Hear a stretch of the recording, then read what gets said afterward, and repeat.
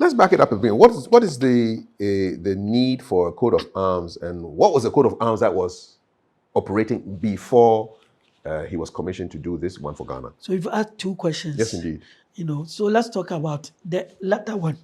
The coat of arms was a palm tree with an elephant standing beside it, or we say that underneath it. And this is what the colonial authorities used for the Gold Coast, for the Gambia, for Nigeria, Lagos, and Lagos, then Lagos, and then Sierra Leone. And if there will be a change, it is only within that you find the embossment, let's say GC. For Gold Coast. For Gold Coast, maybe G. For Gambia. Yeah, and then SL. Yeah, for Sierra Leone. Otherwise, they were the same. So more or less, they considered us as the same territory.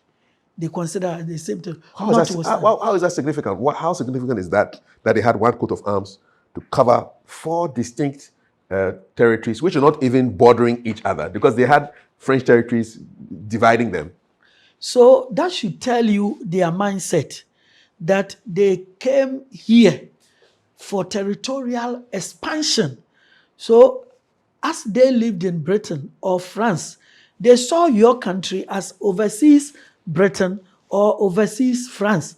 And that was why whatever you had here, they took away as of right, because it belonged to them.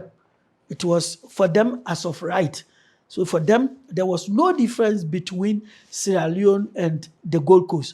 No difference between Nigeria and Gambia. We were the same colonized people, the same backward people, the same people who had to be exploited, whatever you found there. Is it significant to you that on this, the badge, the colonial badge, there was no representation of what they were exporting out of their territories? Because you had an elephant. If it was something around Ivory Coast, I would understand, because Ivory Coast, by its name, is named after the teeth of elephants. Full of elephants. Yes, but you have an elephant, and then you have a palm tree. Ghana was not known for significant palm exports. Elephants, I don't know. Not much. No. So what do you think was the thinking behind having an elephant and a palm tree as a colonial badge or coat of arms? Seriously.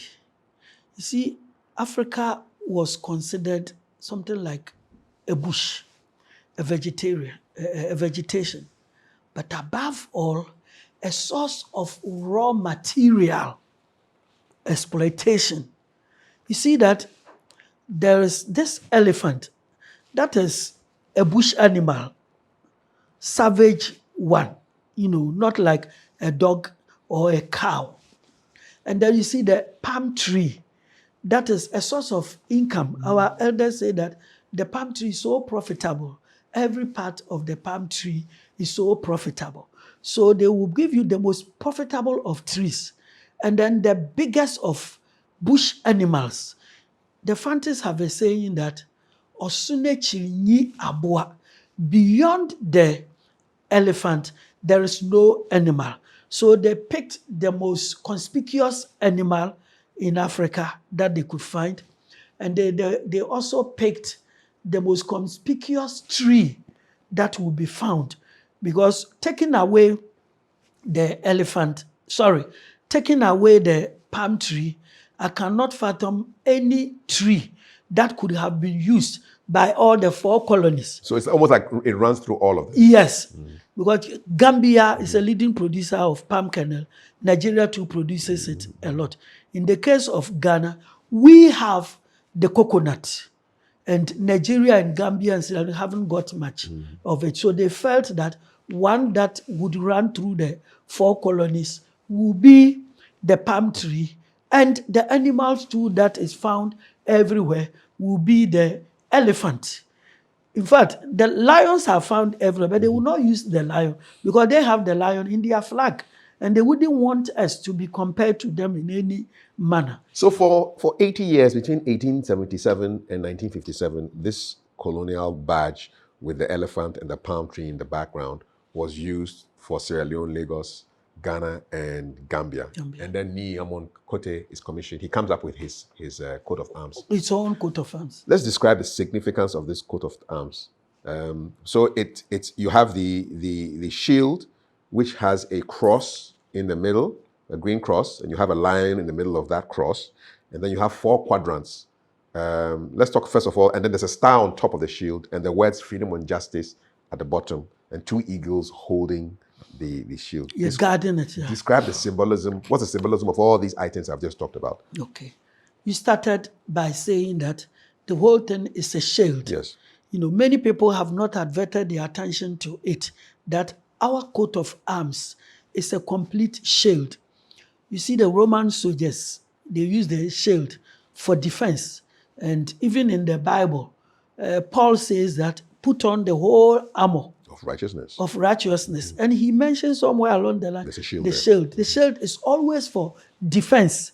So ours is in the form of a shield. That means our coat of arms is our great defender. And don't forget that the coat of arms is found on every government letterhead. If the national anthem is sung when we are doing important national events, or when somebody is representing the country outside, here, when the government is writing letters, either internally or outside, it is embossed. It's almost like a stamp, government stamp. A stamp. Okay. So that's the crest of the nation. Like every secondary school or even university, they have their own. Okay. So that's what we mean like a national by crest. that. And he said that the national crest, first and foremost, is a defense because it is in the form of a shield. These days, I see a lot of ministers and government officials wearing it on their clothes as a little badge. What do you make of that? If they understand it, it's good. If they do understand it, because when it stands for defense, it has got 2 sides, like a coin. One is that it is defending you. The other side is that you too, you must defend it. So when they wear it, and their aim is to defend it by protecting our resources and by doing what is expected of them, eschewing corruption, thievery, and all negative things that I believe Imam Kote would not dream of when he was designing. And that is the reason why they wear that as a badge and as a watchword, then I believe that they are on the right path. But if they wear it and do something that should be hidden, that the public must not know, that can send them before court for prosecution, then I believe that they would have to remove the badge from there. Now continuing, you see the shield, and then let's start from the top. Topmost is the black star, painted with gold. Now, the black star represents the freedom, the independence we're having, the new African personality. We are black people. And in those days of slavery, the white man considered black men everywhere as objects of slavery. As in Nkrumah's words, hewers of wood and drawers of water. In fact, in America, anytime you found a black person passing by, you could just call them, give them any job to do, and they would have to do without any answer whatsoever. No matter the level, the caliber of that black person, he remained a slave, even if he was an university teacher. Even if he was a family man with his children. Whatever they could make it, because that was our tag. That was our tag, And so the freedom to the country, Ghana, was freedom to Africa, and it was a way of uplifting the soul of the black person with the eagles to protect him as a watchword. And you see that the eagles too have got the same black star, yes. Round the neck. With the red, gold, green thread holding the star. Holding the star. So it means that we have to cherish it based on where we are coming from. There was a time nobody respected us. And through the blood and toil of our fathers, we have been able to throw away the shackles, not only of colonialism, of slavery. Because nobody respected. Can you imagine that in America, blacks did not have civil rights until the 1960s, when after Nkrumah's independence, people like Martin Luther King, Malcolm X, and many more will rise up and fight. Before they started having civil rights, before they could be regarded as having voting rights in their own country. And so the independence of Ghana meant a lot. You know, Nkrumah said that the independence of Ghana is meaningless unless it is linked up with the liberation of the entire continent. He didn't end there. He continued to say that now the black man is capable of managing his own affairs. So it meant that that black star represented everything Africa, everything black, whether found in the United States, in the United Kingdom, or on the African soil. And I think it's the only country that has a star that is black in its flag. There's no country with a black star. No country. It's only Ghana. It's only Ghana because you know that the moment we have also used it, it becomes difficult for others to copy the same thing. Because I've seen gold stars, I've seen white stars, but I haven't seen the black star. Sekutoure's best friend was Nkrumah, and they were called the brother presidents. Even though they copied the red, gold, green, they left out the black star. Yeah. And I believe that it will also be a big symbolism, a memoriam, an acknowledgement to this country, Ghana. What do you say to those who say spiritually stars are not black? And so, I mean, physically, you don't see a black star. A black star cannot shine in a star, so in the sky. So, Osagyefo was wrong in putting a black star in the middle of our flag. He wasn't wrong. He wasn't wrong because any time that you stand out among others, we call you a star. So when you have a black star, it means that black people are now standing up among others, even though it goes back a bit earlier, some 2 centuries earlier, when a famous Ghanaian, Professor Anton William Amo, became one of the foremost philosophers in Germany, the very land of philosophy, and lectured in about 4 German universities, Halle, Leipzig, Wittenberg, and Helmstedt. You know, and then